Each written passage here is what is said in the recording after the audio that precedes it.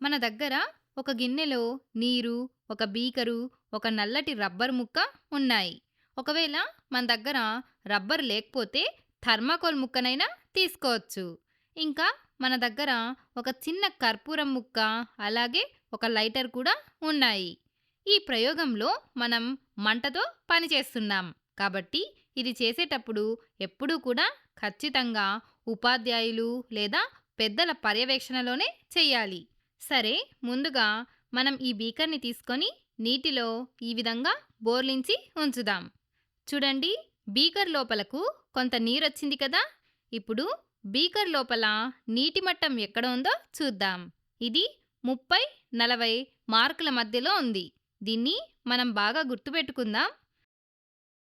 తర్వాత ఈ బీకర్ని బయటకు తీసి రబ్బర్ ముక్కను నీటిలో వేద్దాం.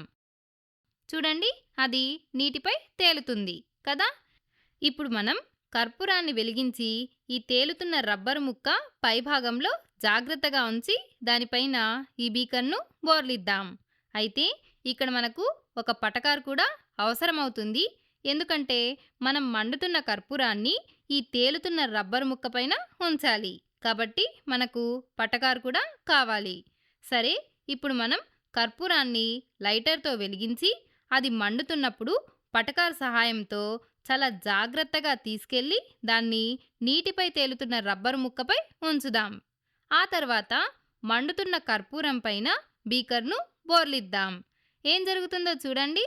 లోపల మంట వెంటనే ఆరిపోయింది కదా.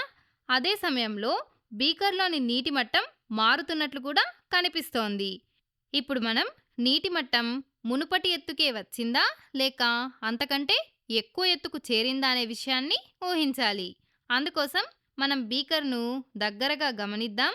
చూడండి, నీటి మట్టం పైకి రావడం స్పష్టంగా కనిపిస్తోంది. మొదట ఇది 30-40 మధ్యలో ఉండేది. ఇప్పుడు ఇది 30 కొలతను దాటి పైకి చేరింది. మనం గిన్నెలో అదనంగా నీరేమీ పోయలేదు. అయినా కూడా అదే బీకర్లో నీరు ఎందుకు పైకి లేచింది? దీనికి కారణమేంటి? దీనికి సమాధానాన్ని మనం తర్వాతి వీడియోలో తెలుసుకుందాం.